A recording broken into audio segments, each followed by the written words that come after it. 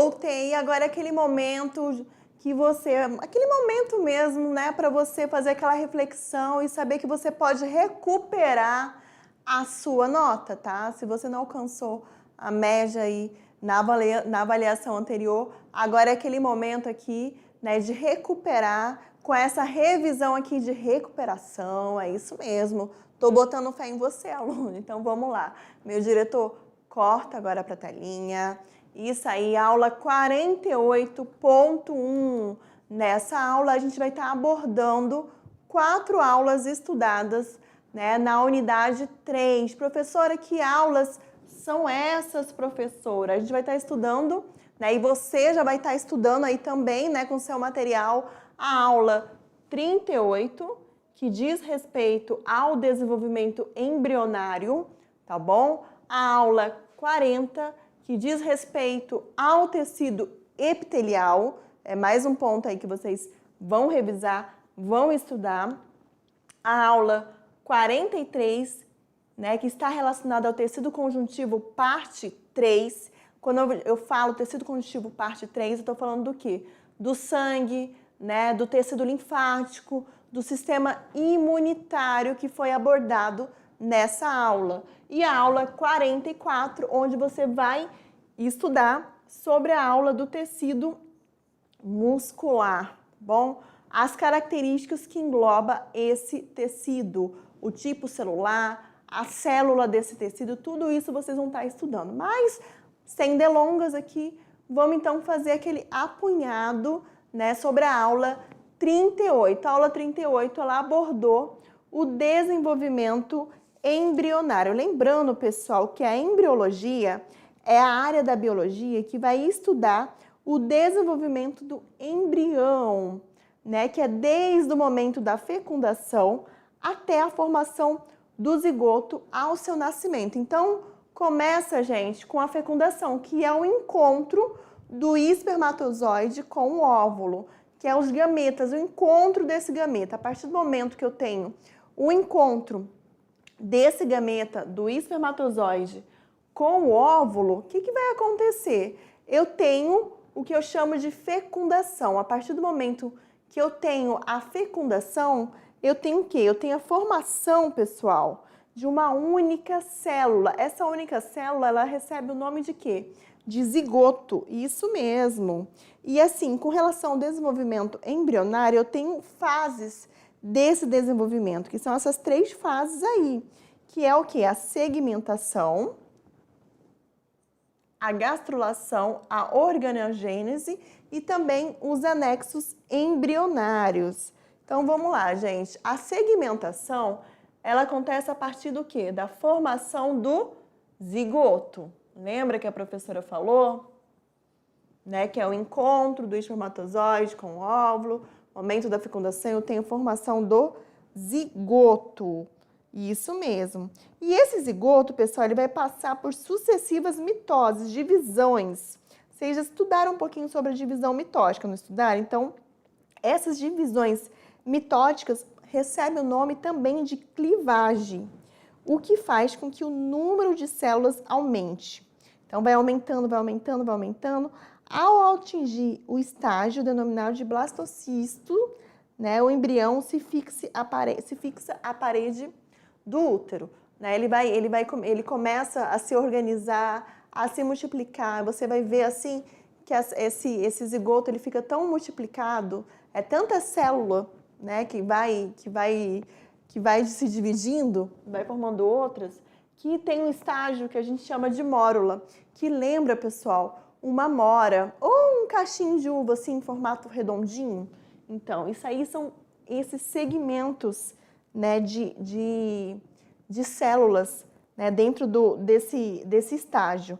Além disso, além da fase da segmentação, a gente vai ter uma segunda fase, que é chamada de gastrulação. Olha aqui. Nessa fase aqui que a gente chama, né, de gastrulação, o número de células e o volume embrionário, eles vão aumentar significativamente. Isso quer dizer o quê? Que eles vão aumentar o seu tamanho, pessoal. E eu tenho que, nessa fase aqui, a formação dos folhetos embrionários, isso mesmo. A gente tem a formação dos folhetos embrionários. E quais são esses folhetos embrionários? É a ectoderme, a endoderme e a mesoderme. Então, os folhetos embrionários, pessoal, eles dão origem a todos os órgãos, tá bom? E tem justamente essa função, né? Eles vão, a partir dali, eles vão dar origem. Por que eles dão origem a todos os órgãos? Porque é a partir deles que eu tenho a formação dos tecidos. E o conjunto de tecidos, eles dão origem ao quê, professora? Aos órgãos, isso mesmo. E a partir daí, eu tenho uma outra fase que eu chamo de organogênese. Né? Na organogênese, aí sim, começa a ser formado os órgãos. Os primeiros são os órgãos do sistema nervoso, originados do ectoderma, tá bom? A camada mais externa. Isso, né, quando a gente fala, por exemplo, aqui do sistema embrionário humano, tá bom? É o exemplo aí que eu tô dando aí do sistema embrionário humano, tá bom? Olha que bacana, olha que bonito. E depois, pessoal, depois que eu já tenho todo o embriãozinho formado, né, propriamente falando, eu vou ter o que eu chamo de anexo embrionário, né? Cada anexo embrionário desse, ele apresenta uma função específica. Por exemplo, um âmnion, ele tem a função de proteger o embrião contra choques mecânicos e a dissecação. Além do âmnion, eu tenho o quê? O saco vitelínico, tá? Que está relacionado ao quê? A nutrição daquele embrião, a nutrir aquele embrião. Além do saco vitelínico, eu tenho o alantoide, né? Que seria uma bolsa ligada ao intestino no embrião. E só assim, com a função, gente, de receber as excretas. E um outro ponto aqui, ele não tá aí, mas ele tá aí, né? Ele não tá aí, mas eu vou falar daqui a pouco, é a placenta, que está presente em alguns mamíferos. Mas vamos lá. Córion é o anexo mais externo e ele envolve o embrião e promove o quê? A troca gasosa. É mais um ponto aí com relação à função dele. E no caso dos mamíferos, né, dos placentários de uma forma geral, incluindo nós, seres humanos, a placenta, né, ela é responsável por todas as funções desses anexos aqui, ó. Né? Só assim dando uma ênfase, enfatizando um pouquinho mais sobre o desenvolvimento embrionário. E agora, pessoal, é aquele momento da gente fazer uma questão, uma atividade para a gente relembrar um desses pontos aí. Questão 1. Segundo o Instituto Brasileiro de Geografia e Estatística, nasceram em 2017 3 milhões de crianças. Beleza, professora, entendi. Considerando que o desenvolvimento embrionário ocorre em etapas, que são aquelas fases segmentação, gastrulação e organogênese, é correto afirmar que na etapa da segmentação, o que eu tenho na segmentação? Então, vamos analisar aqui. Alternativa A, formação do arquêntero. Não. B, sucessivas divisões mitóticas. Correto. É nessa fase aqui da segmentação que a gente vai ter a clivagem. Lembra que eu falei? Nessas divisões mitóticas, elas são a clivagem, a célula, o zigoto, que é uma única célula, ela começa a se dividir em 2, 4, 8 e vai virando um amontoado de células. C, né, fala que na etapa da segmentação a gente tem a definição do plano corporal. Não. D, produção do tubo neural. Não. E, diferenciação dos folhetos germinativos. A gente já sabe que esses folhetos germinativos está relacionado o quê? À gastrulação. Então, a resposta correta é a alternativa B de bola. Para a gente continuar e não perder tempo, vamos agora para a aula 40. A aula 40, ela fala sobre o quê? O tecido epitelial, sobre o epitélio de revestimento, a epiderme e o epitélio de secreção, que são as glândulas. Exemplo aí de glândula, a glândula sudorífera, né? A glândula lacrimal, pessoal, isso, a glândula lacrimal que produz a lágrima, né? Sudorífera que produz o suor. São exemplos aí, né, do sistema, do tecido, na verdade, epitelial, tá bom? E mais um ponto aí, né, só enfatizando que a pele, ela é considerada o maior órgão do corpo humano, né? Só para vocês terem ainda mais uma ênfase aí com relação ao tecido epitelial. Prosseguindo aí, pessoal, tecido epitelial, uma das características desse tecido é que suas células, elas são o quê? Justapostas. Isso quer dizer o quê?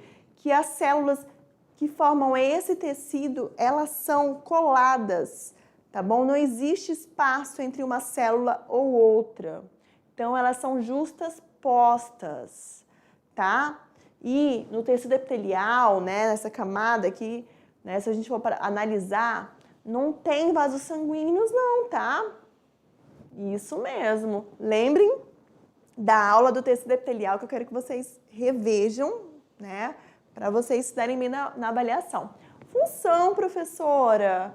A função, pessoal, é proteção, né? Vamos só pensar aqui na pele, né? Nosso tecido epitelial, ele é a nossa barreira de proteção, né? Contra agentes, justamente. Então, dentre as funções, nós temos a proteção, a absorção, percepções, pessoal. É só a gente pensar aqui no tato, né? A questão de você perceber o ambiente, né? Se a água ela tá quente ou se ela tá muito fria. São essas percepções. Você passar a mão numa parede, perceber a textura, se a parede é lisa ou é rugosa. Tudo isso que são funções, são percepções do tecido epitelial, né? Com relação ao revestimento, reveste superfícies e cavidades internas. Com relação ao tecido glandular, eu posso ter glândulas endócrinas, exócrinas e mistas. As exócrinas, pessoal, aquelas que lançam para fora, né, do corpo. Exemplo, professora, a glândula lacrimal, né? Que a lágrima, ela não fica dentro, retida dentro do nosso corpo. Ela vai o quê? Para fora, é o exemplo. Classificação. Quanto ao número e formas de células, acontece a classificação do tecido epitelial. E ele pode ser classificado em epitélio, que a gente chama de epitélio simples. Isso mesmo, epitélio simples, quando ele apresenta uma única camada de células. E estratificado, quando esse tecido apresenta múltiplas camadas de células epiteliais. E eles também podem ser classificados em pseudo e estratificados, quando eles apresentam uma única camada de célula, mas as células, elas não são cúbicas, como eu posso dizer assim, com formato padrão. Então, a impressão que se tem é que existem várias células, e na verdade não, é apenas uma única camada de células. Para a gente não perder tanto tempo, as células do tecido epitelial glandular, tá bom? Produzem substâncias chamadas secreções, tá bom? Que podem ser utilizadas em outras partes do corpo ou também eliminadas do organismo. Essas secreções podem ser mucosas, serosas e também mistas. As mucosas, quando espessas e ricas em muco. Exemplo, a glândula salivar, né? A nossa saliva é um exemplo bem clássico aí. A serosa, que é quando são fluídas, aquosas, claras e ricas em proteínas. Exemplo, as glândulas secretoras do pâncreas. Mistas, quando ocorrem secreções mucosas e serosas juntas, quando tem ambas, né? Exemplo, glândulas salivares parótidas. É mais um exemplo aí. Continuando aqui a nossa aula, né? Vamos falar aqui sobre o tecido linfático, o sistema imunitário e o sangue. Isso aí, né? O tecido linfático, né? Ele tem o que, gente? A linfa que corre pelos vasos linfáticos. Isso mesmo, a linfa ela vai correr pelos vasos linfáticos. E ela tem a função de que ela serve praticamente como um filtro, né? Que vai limpar, vai remover o que a gente pode dizer, as impurezas. E o tecido linfático, ele está também relacionado à defesa do nosso corpo, tá bom? É mais um ponto aí. Com relação ao tecido sanguíneo, eu tenho as hemácias, tá bom? Que tem esse formato aí, né, celular, anucleado. Elas são anucleadas, isso quer dizer o quê? Que elas não possuem núcleos, no caso aqui, né, dos mamíferos. E assim, um dos pontos interessantes da hemácia, pessoal, é que elas têm um pigmento chamado hemoglobina, por isso que o sangue tem a cor vermelha, tá? E elas são responsáveis por estar o quê? Transportando para as nossas células o gás oxigênio. Além das hemácias, eu tenho os leucócitos, que podem ser conhecidos também como glóbulos brancos, que são relacionados à defesa do nosso corpo. Aí vocês vão ver na próxima lâmina os tipos de leucócitos que nós temos no nosso corpo aí. Além dos leucócitos, nós temos as plaquetas, que estão relacionadas ao que, professora? A coagulação sanguínea. Então, qualquer ferimento, pequeno corte que você tenha, você percebe que depois de um tempo, ali, aquele sangue, ele deixa, né, de jorrar. E quem faz esse tamponamento são as plaquetas, é mais um ponto. Além das plaquetas, a gente vai ter o quê? O plasma sanguíneo, que é a porção aquosa, onde eu vou ter, né, materiais nutritivos, eu vou ter hormônios que vão estar circulando aí, né, misturados aí ao tecido sanguíneo. E aqui, mais uma vez, as imagens desses elementos figurados do sangue, glóbulos vermelhos, que podem também ser conhecidos como hemácias ou eritrócitos. Além deles, nós vamos ter as plaquetas, que podem ser conhecidos como trombócitos. E os glóbulos brancos, que são os leucócitos, eles são subdivididos em monócito, linfócitos, eosinófilos, basófilos e neutrófilos. Eles são classificados em granulares e agranulares. Os agranulares são os monócitos e linfócitos, e os granulares, que vão possuir, né, esses pequenos pontos que vocês estão vendo aqui na imagem, são os que são ricos, por exemplo, em lisossomos, tá bom? São ricos. Então, é mais uma característica, né? E eles têm a capacidade, os glóbulos brancos, por exemplo, né? Os granulócitos, de estar fagocitando, né? Por exemplo, aí, bactéria, né? Tem essa função aí, é um exemplo aí. Vamos agora para a hora de recuperar, para a gente não perder tanto tempo. Então, os componentes do sangue que têm a função de defesa do organismo, defesa está relacionado ao quê, gente? Glóbulos brancos, e de coagulação já sei que são o quê? As plaquetas. Então, elas são respectivamente o quê, professora? Leucócitos e hemácias, isso mesmo. É essa a resposta? Não. Leucócitos sim, né? Mas hemácias, coagulação, não. Então, descarta aqui a alternativa A. A alternativa B, plaquetas e hemácias. Nenhuma das duas aí, né, confere com que a questão está pedindo. A alternativa C, hemácias e plaquetas, não também. A alternativa D, plaquetas e leucócitos, também não. A alternativa E, de escola, leucócitos e plaquetas. Então, a alternativa E é a alternativa correta, né, que responde, né, que leucócitos, nesse caso aqui, está relacionado à defesa do organismo, e plaquetas está relacionada à coagulação sanguínea. Não confunda, né? Isso mesmo. Não confunda a alternativa D com a E, tá bom? Então, a resposta correta é a E, leucócitos e plaquetas. Vamos continuar para a gente terminar aqui sobre o tecido muscular. O tecido muscular é o tecido do movimento do nosso corpo, isso mesmo. Ele que dá o movimento e serve de apoio junto ali com o osso para a gente poder correr, pular, nadar, isso mesmo. E com relação a células que formam esse tecido, a gente vai ter, né, o tecido estriado e esquelético, que vai ter como característica a contração voluntária, que depende da nossa vontade para acontecer, e são células, né, que apresentam vários núcleos, são multinucleadas. É uma característica desse tecido.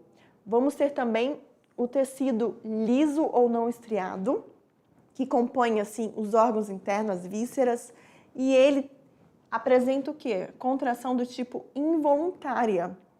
Além dele ser involuntário, a contração é lenta.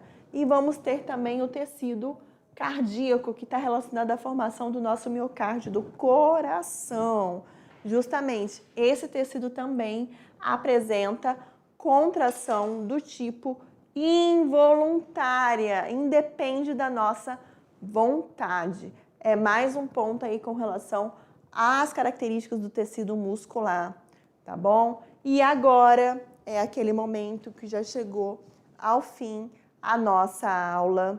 É aquele momento que você vai respirar e vai se concentrar na sua avaliação, tá bom? Que se você estudou, se organizou, tenho certeza que você vai recuperar essa prova, tá bom? Então, um grande abraço e boa prova para você!